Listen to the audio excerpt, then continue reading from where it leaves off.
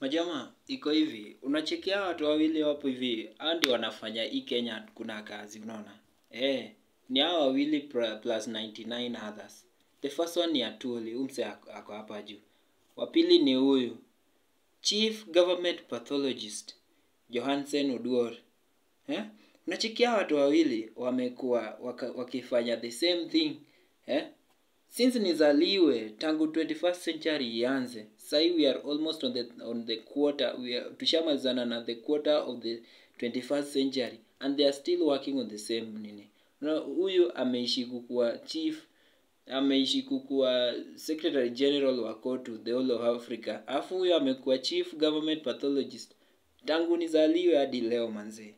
Tangu 2000 hadi leo they are still working in the same docket.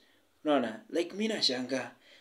Mbona watu mnaanza blame the president of Rwanda, the president of wapi, Cameroon, the president of Uganda.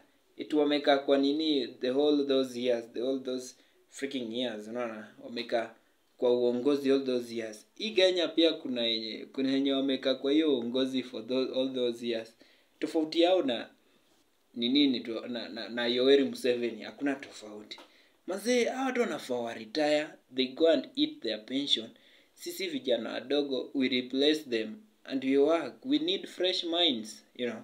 Yeah, we really need fresh minds. Hawa watu washazeeka, it's high time watembeze, they go back home so that, you know, imefika place yenye you can't even trust the sijui itwa autopsy, sijui itwa nini yenye research yenye umsa amefanya kwa Johansen Oduor amefanya kwa hawa nini, hawa watu wote tumekuwa tukiwa lose, unaona?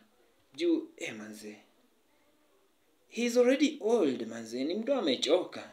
Atuli ukimuona tumbo imeshiba manze, he needs some rest. Unaangalia tu vizuri, juzi alipata bibi Gen Z, anafaa amtulize nyumbani.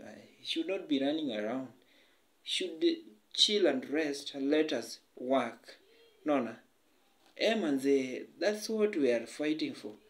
As the Ugandans fight for their president Awache, so that they can be led by a younger president, we are also fighting that Johansen Oduor and Francis Atwoli plus 99 others, najua wako wengi wenye hawajai retire, they are still working on the same docket up to today manze.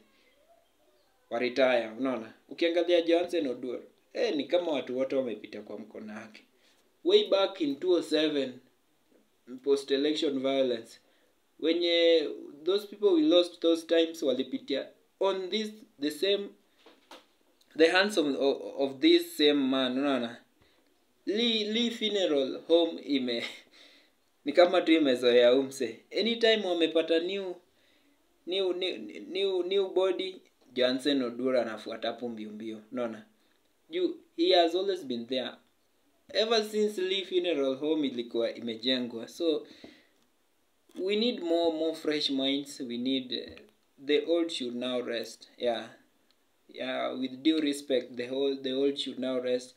Juu sasa si unaona hadi the presidents of Kenya do retire. Kenyan presidents do retire after every 10 years. Uhuru alikuja karetire, Kibaki alikuja karetire, Nani Ruto pia amekuja, najua ataretire tu. At least you work to some level. Ukifika mahali accept to retire. You don't have to hit 80 years for you to retire, 90 years for you to retire. Just accept retirement. Nasikia ni 55 for female and 60 for men. Just follow that, man. We need fresh minds. That's all for me.